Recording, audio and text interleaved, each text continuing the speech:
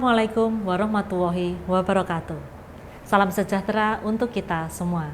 Perkenalkan, nama saya Leni Rosita, Sarjana Teknik Magister Manajemen Teknologi Certified Risk Professional.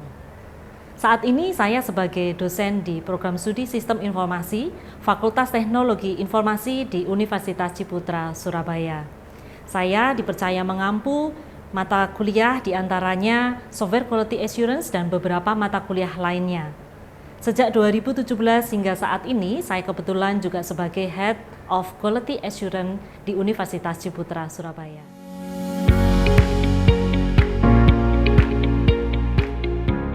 Mata kuliah Jaminan Kualitas Perangkat Lunak atau Software Quality Assurance memiliki bobot 4 SKS dan merupakan mata kuliah yang masuk kategori pengembangan. Mata kuliah ini, mahasiswa akan menyusun dan menghasilkan laporan jaminan mutu pada perangkat lunak sistem informasi berdasarkan prosedur Software Quality Assurance. Mahasiswa akan melakukan analisis terhadap cara kerja perangkat lunak, melakukan uji coba, membuat matriks penilaian, dan memberikan penilaian terhadap suatu software dalam bentuk laporan. Agar dapat mengikuti mata kuliah ini, mahasiswa perlu memiliki pengetahuan dasar tentang analisis sistem. Mahasiswa juga dituntut memiliki kemampuan komunikasi, bekerja sama, belajar aktif, mandiri, serta teliti, berpikir kritis dalam menganalisis dan melakukan penilaian terhadap suatu software. Hal ini selaras dengan graduate profile dari Prodi Sistem Informasi, yang salah satunya sebagai Business System Analyst, di mana mahasiswa perlu kita bekali untuk melakukan problem solving, decision making, dan communication recognition dalam sistem informasi. Selain itu juga, hal ini selaras dengan top 10 skill yang dirilis oleh World Economic Forum pada Future of Job Report 2023 bahwa analytical dan creative thinking merupakan dua kompetensi tertinggi yang diperlukan dalam dunia kerja di masa mendatang. Pada awal perkuliahan, mahasiswa akan diperkenalkan dengan prinsip dasar quality assurance yang mengarah pada continual improvement, yaitu perbaikan berkelanjutan demi tercapainya suatu tujuan. Guna mempersiapkan mahasiswa untuk terjun di dunia nyata, dunia kerja yang sesungguhnya, maka di akhir perkuliahan, mahasiswa secara berkelompok akan melakukan uji coba terhadap aplikasi yang sudah ada dan memberikan rekomendasi-rekomendasi perbaikan untuk efisiensi dan efektivitas sistem. Dalam pembelajaran ini, mata kuliah akan dideliver dengan 4 pembagian sub-learning outcome. Yang pertama yaitu mahasiswa untuk memahami apa itu software quality standard, kemudian sub-learning outcome yang kedua, mahasiswa untuk bisa mengaplikasikan software governance life cycle, dan yang ketiga, mahasiswa mampu untuk performing software quality validation and verification, dan yang keempat, mahasiswa mampu untuk melakukan evaluasi terhadap software secara komprehensif. Selanjutnya mengenai learning plan. Pembelajaran didesain dalam 16 tatap muka, di mana tatap muka yang pertama dimulai pada tanggal 20 Februari 2025 diawali dengan Quality Assurance Principle, kemudian pertemuan setiap minggu berikutnya hingga pada tanggal 5 Juni 2025 dengan Cost of Software Quality, dan ditutup pada tanggal 12 Juni 2025 pertemuan yang ke-16 sebagai penilaian Assessment for Learning Performance, yaitu tentang Project Presentation. Pada week 9, kita mengundang dosen tamu dari praktisi, di mana pada tahun 2025 ini, dosen yang kita undang adalah alumni dari Prodi Sistem Informasi yang telah memiliki pengalaman dalam dunia kerja sebagai Software Quality Assurance. Kebetulan pengalaman dari yang bersangkutan, mulai dari bekerja di Tanam Duit, Tiket.com, kemudian Suntera, Gojek, dan sekarang di Just Login, dengan skema kerja remote work from anywhere, sehingga mereka juga bisa melakukan sharing ke mahasiswa dengan leluasa. Mengenai ketentuan perkuliahan, ketentuan skema perkuliahan dengan kelas rule 2+1, 2 yang pertama yaitu bentuk perilaku konkret yang mengedepankan integritas, di mana pertama, sebagai contoh, presensi mahasiswa, maka presensi dilakukan dengan scan QR yang dilakukan maksimal 15 menit dari jam perkuliahan yang ditetapkan. Jika lebih dari batas waktu, mahasiswa dianggap tidak hadir. Sedangkan dalam satu semester, mahasiswa minimal mengikuti 13 tatap muka sebagai syarat mengikuti Assessment for Learning Performance di akhir semester. Yang kedua, plagiarisme. Jika didapati, misalnya mahasiswa melakukan tidak plagiat, baik itu tugas, kemudian copy, paste dari AI tanpa memberikan nilai tambah apapun misalnya, maka kita akan memberikan nilai 0 di penugasan tersebut. Sedangkan rule yang ketiga, yaitu active participation in class, di mana poin akan diberikan ketika mahasiswa aktif bertanya, menanggapi dari rekan-rekan mahasiswa lainnya, berdiskusi, atau mempresentasikan tugas dengan aktif.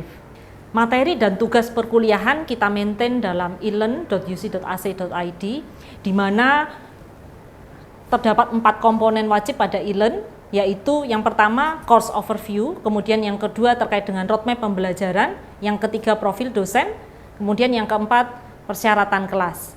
Selebihnya yaitu materi dan penugasan untuk memastikan ketercapaian dari learning outcome. Berikut ini adalah gambaran dari elearn mata kuliah Software Quality Assurance.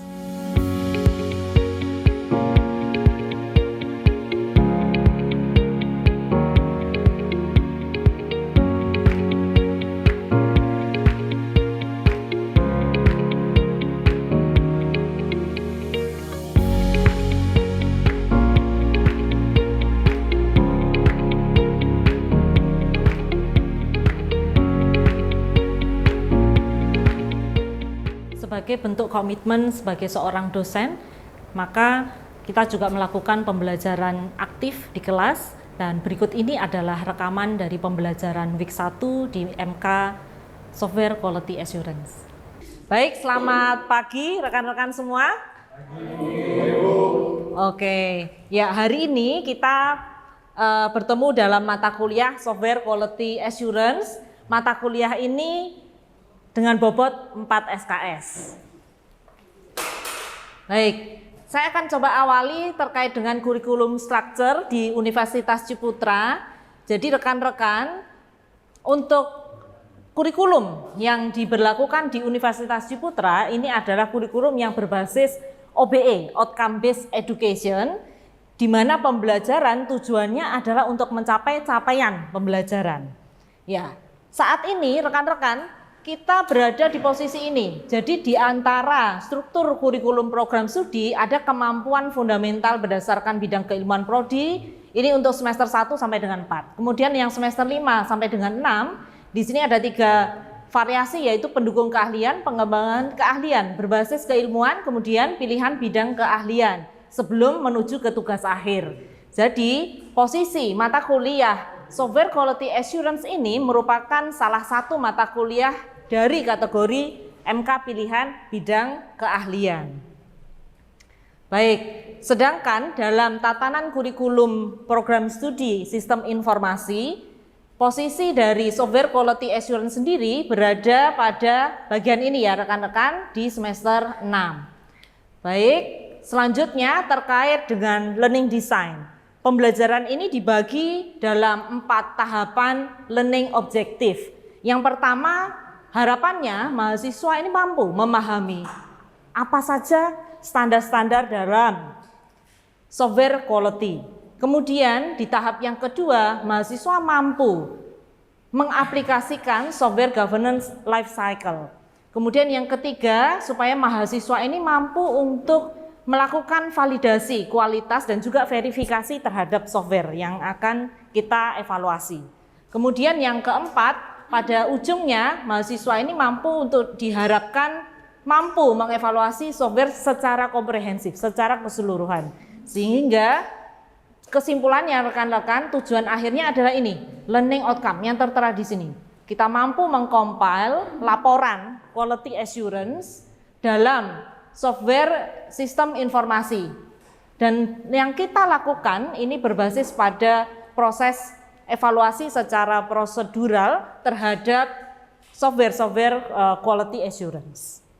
Selanjutnya, informasi terkait dengan learning plan. Learning plan kita, mata kuliah ini dideliver dalam 16 tatap muka. Jadi tatap muka yang pertama sesuai dengan kalender akademik kita, mulai dari tanggal 20 Februari sampai dengan 12 Juni 2025, diawali dengan quality assurance Principle, PDCA cycle, dan seterusnya sampai dengan project presentation. Sampai di sini dulu untuk overview, apakah ada pertanyaan dari rekan-rekan? Baik, Livanti silakan. Kenapa kita sebagai mahasiswa ISB harus belajar software quality assurance? Ya, baik. Ya, thank you Livanti untuk pertanyaannya. Baik, saya akan jawab ya rekan-rekan. Terkait dengan pertanyaan Livanti, kenapa kita perlu mempelajari software quality assurance? Jadi, ini selaras Bapak rekan-rekan dengan graduate profile kita di sistem informasi, yaitu yang pertama Business Intelligence and Data Analyst, kemudian yang kedua Business System Analyst dan Data Application Architect. Nah, untuk menjadi Business System Analyst, sebagai contoh, kita memerlukan kemampuan yang harus dimiliki mulai dari problem solving, decision making, communication recognition, multidisciplinary learning strategy, dan juga pengetahuan-pengetahuan basic yang dapat melengkapi kita. Oke, jadi arahnya seperti itu ya Livanti dan rekan-rekan, kenapa kita perlu belajar software quality assurance. Karena tujuan akhirnya adalah untuk mencapai capaian pembelajaran lulusan program studi. Sesi selanjutnya kita masuk ke materi yang week pertama, yaitu tentang quality assurance principle. Terkait dengan quality assurance principle, kita mulai terlebih dahulu terkait dengan ISO.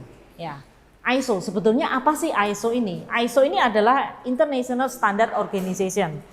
ISO sendiri sebagai badan internasional menerbitkan berbagai standar. Sebagai contoh, ISO 9001, yaitu tentang Quality Management System Requirement. Pada prinsipnya, ISO 9001 ini adalah penerapan cycle PDCA, Plan, Do, Check, dan Act. Kalau kita cermati di sini, leadership merupakan poros, begitu ya rekan-rekan. Sedangkan di tahapan perencanaan, kemudian implementasi, tidak lupa di dalam suatu cycle ini selalu ada kata cek, cycle cek. Tahapan cek ini penting untuk memastikan seperti apa kualitas implementasi yang sudah kita lakukan. Nah, apa perbedaannya dengan ISO yang lain? Sebagai contoh, ISO 21001 terkait dengan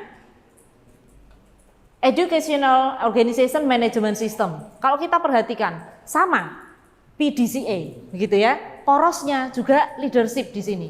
Mulai dari planning, kemudian operation, performance evaluation, dan improvement. Jadi yang namanya kontrol, namanya assurance itu adalah bagian dari satu cycle penuh, bagian penting dari PDCA cycle. Baik, kita mulai terlebih dahulu dengan definisi sistem. Sistem dalam hal ini adalah rangkaian dari input, proses, dan output. Dan feedback ini menjadi hal yang sangat krusial untuk memperbaiki inputan di proses selanjutnya. Selanjutnya mengenai quality. Quality sendiri, sebagai contoh nih misalnya rekan-rekan, kalau memilih sampo misalnya ya, nah kapan kita memilih sampo X jika bagaimana? Wangi ya? Oh, wangi. Menurut Miguel wangi. Oke, mungkin menurut rekan yang lain berbeda ya. Ya, ada yang karena apa? Oh, kandungan vitaminnya memenuhi kebutuhan ya. Tapi kalau Miguel meskipun nggak ada vitamin, nggak apa-apa asal wangi ya. Ya, masing-masing quality itu adalah preferensi dari masing-masing customer, bisa berbeda satu dengan yang lain. Oke, baik. Jadi yang namanya quality itu adalah derajat karakteristik yang inherent dari suatu produk atau service. Requirement seperti apa yang kita harapkan, dan yang menentukan quality itu adalah customer. Demikian juga dalam software ya. Yang menentukan quality-nya siapa? Si pengguna ya, si pengguna. Selanjutnya terkait dengan software quality assurance. Jadi apa sih sebetulnya definisinya? Ya, software quality assurance dalam hal ini adalah proses untuk memastikan apakah software metodenya itu sudah comply dengan standar yang ditetapkan. Oke, sampai di sini apakah ada pertanyaan? Ya, oke, Miguel. Kompetensi apa sih yang diperlukan untuk menjadi seorang software quality assurance? Oke, Miguel, thank you untuk pertanyaannya. Jadi, kompetensi apa yang diperlukan untuk menjadi software quality assurance? Ya, Baik, supaya kita bisa menjalankan peran yang baik, satu, kompetensinya adalah high sense of achievement, ya. Kemudian yang kedua adalah persisten, ya. Kita itu memiliki semangat untuk mencapai hasil yang terbaik, kita persisten, ya. Kemudian yang ketiga tentunya adalah detail oriented. Karena dengan begitu setidaknya 3 ini kita bisa melakukan software quality assurance itu dengan jeli, ya, sistematis begitu. Nah, itu diharapkan kita bisa berkecimpung dalam dunia kerja, juga kita tentunya unggul dan bisa memberikan kontribusi yang terbaik untuk organisasi. Baik rekan-rekan, dengan demikian maka kuliah kita hari ini, pertemuan kita hari ini dapat kita akhiri sampai di sini. Kita bisa ketemu di sesi selanjutnya minggu depan di jam yang sama. Oke, terima kasih semuanya rekan-rekan. Selamat siang, sampai ketemu lagi. Selain mata kuliah tersebut, saya juga mengampu mata kuliah lainnya seperti Applied Mathematics, matematika terapan. Ini adalah mata kuliah yang sangat menarik. Kenapa? Karena model matematika betul-betul diterapkan dalam real world. Bagaimana mereka mengaplikasikan model matematika menyelesaikan permasalahan yang ditemukan dalam kehidupan nyata. Berikut adalah summary sebagai overview terkait dengan Applied Mathematics, dengan pembelajaran mata kuliah matematika terapan.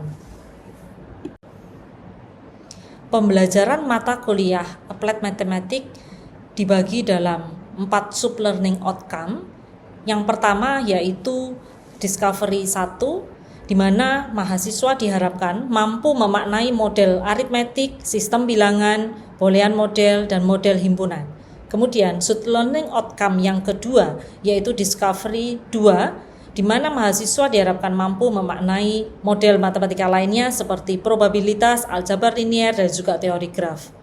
Berikutnya di tahapan planning yang merupakan bagian dari sub-learning outcome yang ketiga, mahasiswa dalam hal ini diharapkan mampu mengidentifikasi permasalahan real yang dapat diselesaikan dengan model matematika. Lalu, execution. Execution ini, mahasiswa diharapkan mampu mengaplikasikan model matematika terapan pada studi kasus yang diangkat. Kemudian, sub-learning outcome yang keempat yaitu evaluation, di mana mahasiswa mampu mendemonstrasikan implementasi dari model matematika. Secara keseluruhan, learning outcome yang dituju capaian pembelajaran mata kuliah ini adalah mahasiswa mampu untuk menghasilkan model matematis di bidang sistem informasi berdasarkan teori dan konsep matematika diskrit untuk menyelesaikan permasalahan atau kebutuhan yang dianalisis. Sub-learning outcome yang pertama akan ditunjang dengan pembelajaran mulai dari week 1 sampai dengan week 4 dan diakhiri dengan assessment yang pertama yang akan dinilai melalui tugas dan juga kuis. Tugas yang diberikan yaitu melakukan analisis, implementasi model matematika seperti number theory, number system, boolean algebra, dan set teori di berbagai aplikasi seperti game atau aplikasi lainnya yang telah beredar di market. Kemudian untuk sub-learning outcome yang kedua akan dievaluasi sama halnya seperti sub-learning outcome yang pertama, hanya mereka mengevaluasi implementasi model matematika yang berbeda, yaitu probability, rekursif, linear algebra, dan graph theory. Kemudian untuk sub-learning outcome yang ketiga akan ditunjang dengan pembelajaran mulai week 9 sampai dengan 12, di mana mereka ditugaskan untuk menyusun progress report yang berisi problem identification, summary of problem and solution, dan juga mathematics model. Kemudian untuk sub-learning outcome yang keempat, di mana ditargetkan mahasiswa ini mampu mendemonstrasikan implementasi model matematikanya, tugas akan dinilai dari prototype, presentation, dan juga final report. Baik itu berupa description, user manual, dan juga lampiran yang mereka siapkan dalam laporan.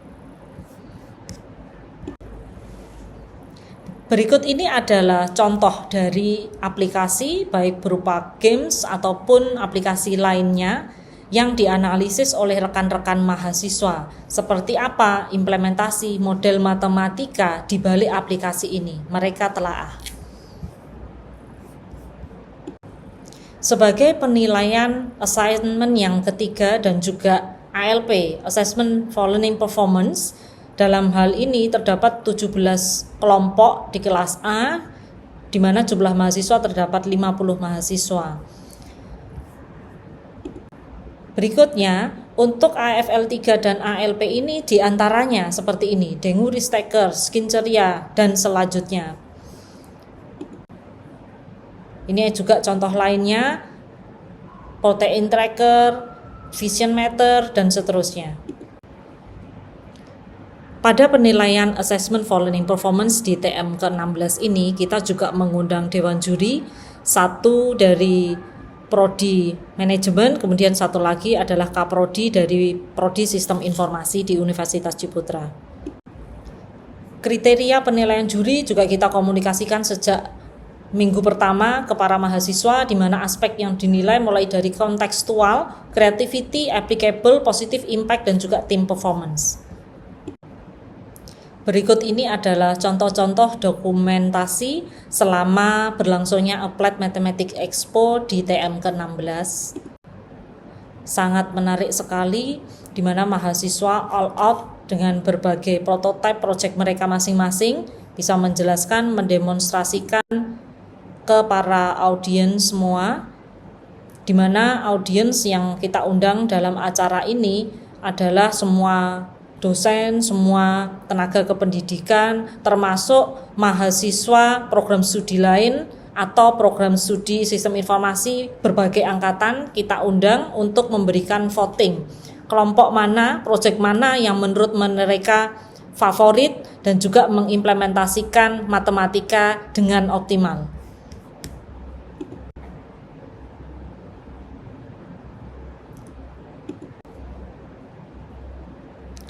Salah satu dari proyek di antara 17 kelompok ini terpilih untuk dipublikasikan di media massa, saat itu Jawa Pos pada tanggal 31 Januari 2025, di mana mahasiswa ini dengan nama proyek Skin Ceria. Ya, proyek Skin Ceria ini merupakan salah satu tools untuk membantu para remaja begitu khususnya dalam memilih skincare, dan proses pemilihan ini dengan menerapkan model matematika. Tidak hanya itu, kita juga memberikan penghargaan untuk rekan-rekan mahasiswa dengan proyek-proyek terbaik. Ada juara dengan Best Winner 1, Best Winner 2, dan juga Favorite Winner. Demikian summary terkait dengan Applied Mathematics, dan ditutup dengan semangat dari anak-anak muda. Ya, oke. 1, 2, 3. Applied Math Expo.